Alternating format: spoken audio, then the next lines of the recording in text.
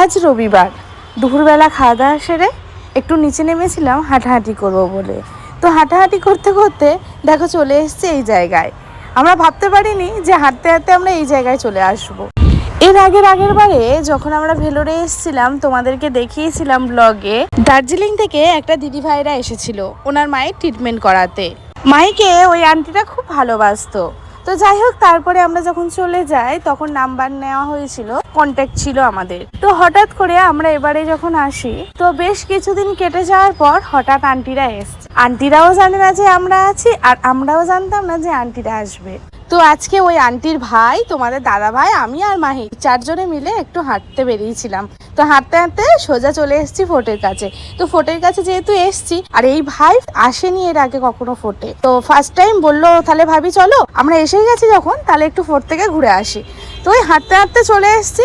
আর এখানে আসার পর তোমাদের দাদা ভাইয়ের কি মনে হলো, এখানে এসেছি যখন একটু গণপতিজির পুজো দেবে আমাকে জিজ্ঞেস করছে। জানি না ওর হঠাৎ কি মনে হয়েছে, ও আমাকে জিজ্ঞেস করছে। তো আমি যে জামা পরে হাঁটতে বেরিয়েছি আমার জামাটা ধোয়া ছিল না, ওই জামা পরে নার্সিংহোম গেছিলাম।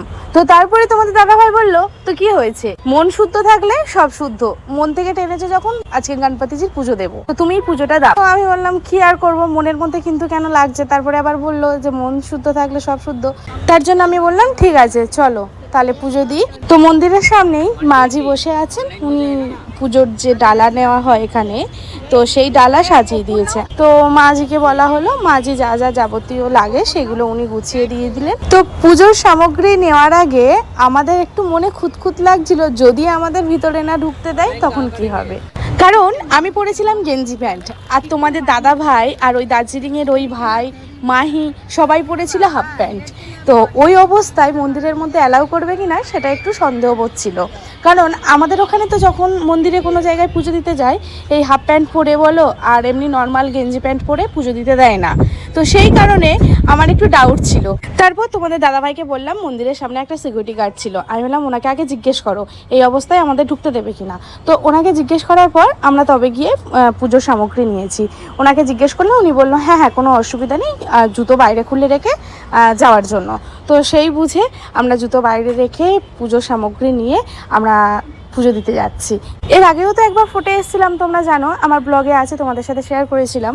তো এই প্রথমবার, তখন পুজো দেওয়া হয়নি, এই প্রথমবার পুজো দেব। তো তাও আবার মানে মিরাক্কেল টাইপের, আমরা ভাবিনি যে আমরা ফোটে আসবো পুজো দেব, আমরা নর্মাল হাঁটতে বেরিয়েছিলাম। আমাদের অবস্থা দেখেই বুঝতে পারছো যে এই অবস্থায় আমরা পুজো দিতে আসিনি। তো যাই হোক, গণপতিজি মনে হয় আমাদের কাছ থেকে পুজো নেবে, তো গণপতিজি চেয়েছে, সেই কারণে হয়তো আমরা এরকম আমাদের সাথে মিরাক্কেল ঘটলো, আমরা পুজো দিতে পারলাম। চলো ভিতরে যাই আর তোমাদেরকেও একটু ঘুরিয়ে দেখাই। জানো তো এখানে যারা ট্রিটমেন্ট করতে আসে ছুটি ছাটার দিনে তারাই একটু ঘুরতে আসে, একটু মনটা ভালো হয় আর কি। কারণ ট্রিটমেন্টের মধ্যে যারা থাকে তারাই জানে যে তাদের পরিস্থিতি কেমন হয়।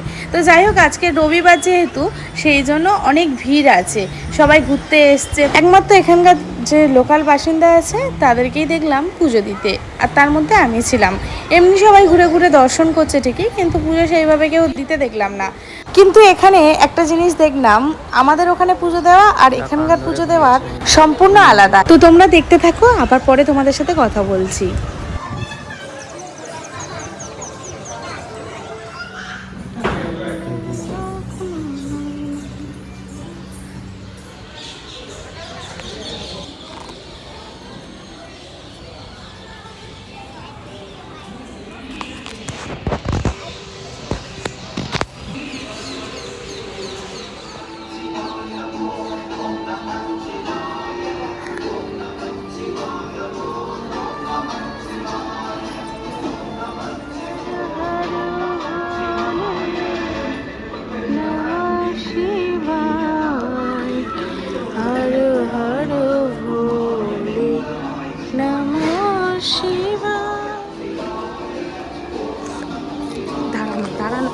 অনুষ্ঠান আছে, কোনো পুজো আছে, সব জায়গায় দেখছি এরকম করেছে, কলা গাছে কলার থালা নিয়ে করেছে।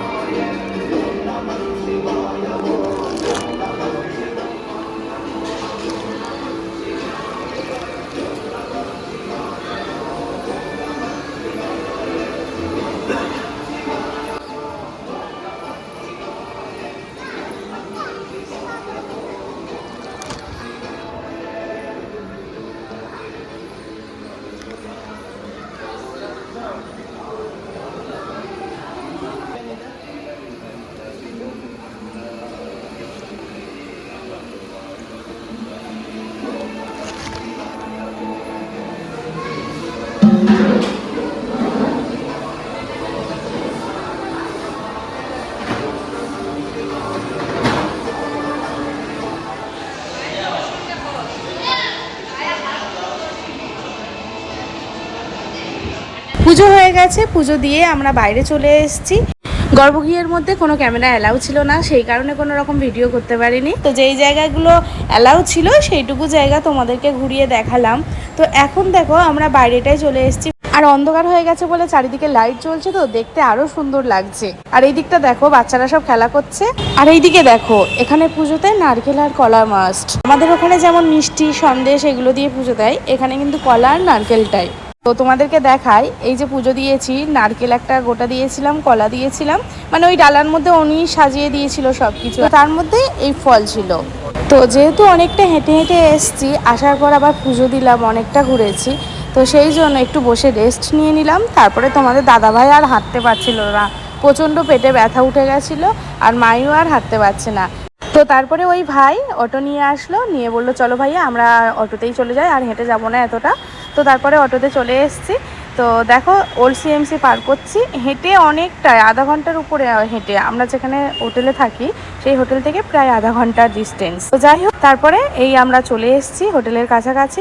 তো এখন আমরা আছি ওল্ড সিএমসির সামনেই। ওল্ড সিএমসি থেকে আমাদের হোটেল পায়ে হেঁটে 5 মিনিট। তো বন্ধুরা, আজকে রবিবারের দিন তামিলনাড়ুতে আমরা কি করলাম সেটা একটা ছোট্ট ভিডিওর মাধ্যমে তোমাদের সামনে তুলে ধরলাম। তো তোমরা কমেন্টে জানিও আজকের ভিডিওটা তোমাদের কেমন লাগলো। তাহলে চলো বন্ধুরা, আজকের মতো ভিডিওটা আমি এখানেই শেষ করছি। দেখা হবে নতুন কোনো ব্লগে তোমাদের সাথে।